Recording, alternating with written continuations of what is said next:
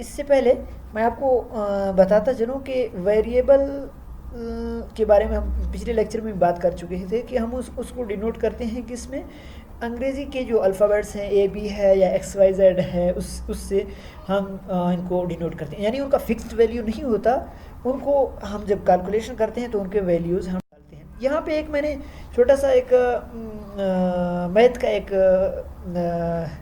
क्या कहते हैं क्वेश्चन रखा हुआ है।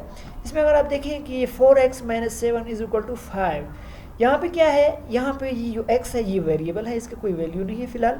जब हम पूरे क्वेश्चन को हल करेंगे जो आंसर आएगा वो x का वैल्यू होगा, और ये जो 4 है ये कोफिशिएंट है जिसको हम उर्दू में अददी सर भी कह सकते हैं, और ये ऑपरेटर और कॉन्सोनेंट ये दोनों कॉन्सोनेंट हैं। तो मकसद कहने का ये है कि वेरिएबल्स का वैल्यू हम फ़िलहाल फिक्स नहीं करते, बाद में इसका वैल्यू चेंज होता रहता है।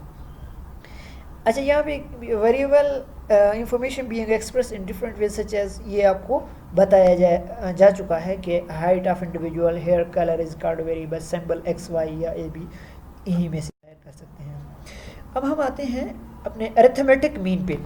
अरिथमेटिक मीन क्या है? जैसे पहले मैं बता चुका हूँ, arithmetic mean is an ordinary average and is sum of all observation divided by total number of observation। आप लोग समझ गए होंगे कि ऑर्डिनरी एवरेज यानी जो आम हम एवरेज या मीन निकालते हैं, सम ऑफ ऑल ऑब्जर्वेशन, जितने हमारे पास वैल्यूज़ होंगे उसको divided by total number of observation, उनको सम अप करके यानी जमा करके फिर जितने नंबर्स होंगे उनसे डिवाइड करेंगे। अरिथमेटिक का जो सिंबल है वो x बार है। x के ऊपर एक छोटा सा लकीर होता है जो कि यहाँ मेरे राइटिंग में नहीं आया, तो उसको हम कहते हैं x बार, यानी x के ऊपर एक छोटा सा लकीर होता है। Arithmetic mean x is given as, देखिए यहाँ पे हमने इनको डिनोट किया हुआ है वेरिएबल्स को x के साथ, यानी x1 x2 plus continue xn और डिवाइडेड बाई n, यानी xn हमने ये इसीलिए लिखा कि ये कहीं तक भी जा सकते हैं, 10 तक भी जा सकते हैं, 20 तक भी जा सकते हैं, मतलब जितने भी हों, ये एक मैथ का एक असूल है। और जितने तक जाएगा यानी जितने भी नंबर्स होंगे उनको हम काउंट करके उन्हीं नंबर्स में से डिवाइड करेंगे। इस n का भी यही मतलब है, जितने नंबर्स होंगे उनके साथ हम इसको डिवाइड करेंगे, ये इसका फार्मूला है। Applying the above formula arithmetic mean of set of value, अभी इन्हीं जो हमारे पास वेरिएबल्स हैं इनके हमने वैल्यू पुट किए हैं। यहाँ पे देखें, ये 1 2 3 4 5 वैल्यूज़ हमने रखे हैं, यानी 93 से लेकर 95 98 इवन 88 से लेकर, यानी सबसे छोटा जो 88 है और सबसे बड़ा 95 है। इनका अरेंजमेंट असेंडिंग या डिसेंडिंग ऑर्डर नहीं है, मिक्स हैं। अच्छा, which represent the height of 5 wheat plants in centimetre calculated as, यानी हमारे पास 5 वीट वैरायटीज़ हैं, उनको हमने यहाँ पे डिनोट किया हुआ है। अच्छा, अभी उस ऊपर वाले को सम ऑफ ऑल ऑब्जर्वेशन, यानी ये इन सब को हमने प्लस प्लस प्लस प्लस यानी सम अप किया, 471 471 आया। फिर डिवाइडेड बाय टोटल नंबर, हमारे पास कितने नंबर थे, 1 2 3 4 5, इनके साथ हमने इसको डिवाइड किया, हमारे पास ये आंसर आया 94.2 सेंटीमीटर। यानी ये जितने भी प्लांट्स थे, 5 प्लांट्स थे, उनका जो एवरेज है या अरिथमेटिक मीन है वो आ रहा है, या सेंट्रल टेंडेंसी है वो आ रहा है, सेंट्रल पॉइंट है वो क्या आ रहा है, वो 94.2, यानी सबसे छोटा 88 था, सबसे बड़ा 98 था, तो इनका जो सेंट्रल टेंडेंसी है वो 94 आ रहा है। इसी तरीके से हम अपने नेक्स्ट टॉपिक पे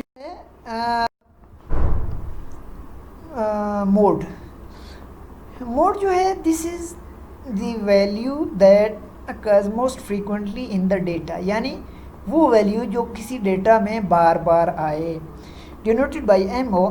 मिसाल के तौर पर 7 11 7 5 13, यहाँ पे आप ज़रा गौर करें कि कौन सा वैल्यू जो है वो बार बार रिपीट हो रहा है। ये 7 बार बार रिपीट हो रहा है, तो इसका हम मोड क्या कहेंगे, ये 7 है।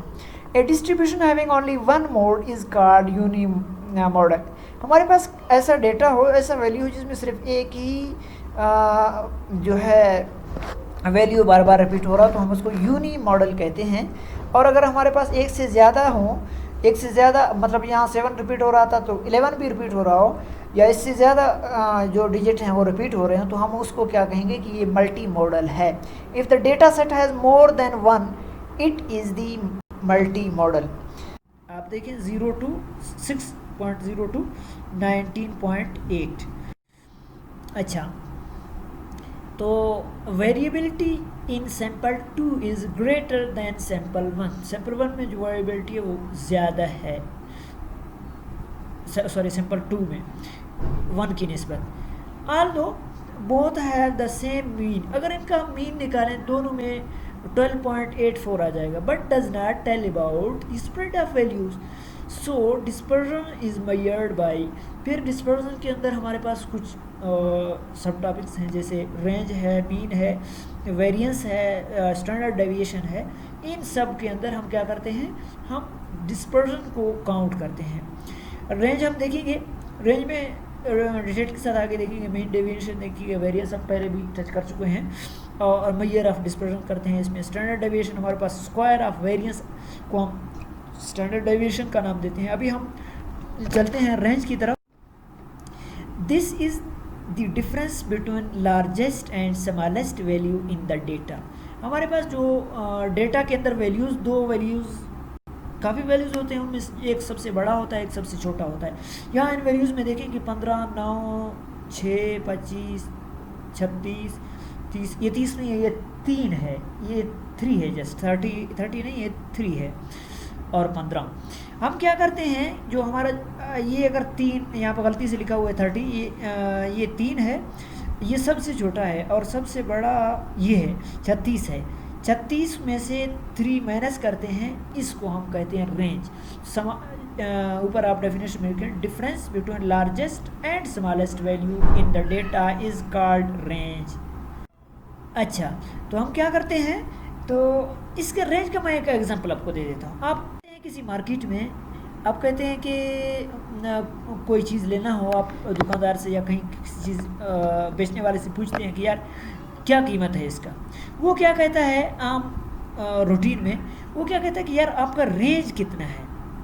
आप दो चीज़ें बताते हैं कि यार कम अज़ कम इतने का हो, ज़्यादा से ज़्यादा मेरे पास गुंजाइश है वो इतना है, यानी आप अपना रेंज बता देते हैं, गुंजाइश बता देते हैं। तो इन दोनों का जो डिफरेंस होगा, दुकानदार की कोशिश होती है कि आपको जो इन दोनों के दरमियान जो मिडल पॉइंट है वो आपको बता देगा, वो आपका 13 आएगा। यानी difference between largest and smallest value in the data. Data के अंदर हमारे पास जो सबसे बड़ा वैल्यू है और सबसे छोटा वैल्यू है, उन वैल्यूज़ को हम जब काउंट करते हैं तो हमारे पास रेंज निकल आता है। रेंज हमारा मेजर ऑफ डिस्पर्जन कहलाता है। अच्छा, फिर हम जाते हैं मीन डेविएशन की तरफ। हम कोशिश करेंगे कि हम अपने मीन डेविएशन को जो है नेक्स्ट क्लास में डिस्कस करें। आज बस इतना ही। उम्मीद है कि आप लोगों को समझ आ गया होगा। अगर फिर भी किसी स्टूडेंट्स को समझ नहीं आया तो इस वीडियो के आखिर में कमेंट बॉक्स बना हुआ है, आप उसमें अपने कमेंट्स लिख सकते हैं, क्वेश्चन पूछ सकते हैं। और एक सब्सक्रिप्शन का जो है ऑप्शन है, आप उसको ज़रूर सब्सक्राइब कीजिएगा ताकि जो आइंदा आने वाले हमारे जितने भी लेक्चर्स होंगे वो आपको बर वक्त पहुँच सकें। और इसके अलावा जो है अपडेट आप रहेंगे। उम्मीद है कि आप लोगों को समझ आ गया होगा। आज बस इतना ही। अपना ख्याल रखिएगा। बहुत शुक्रिया।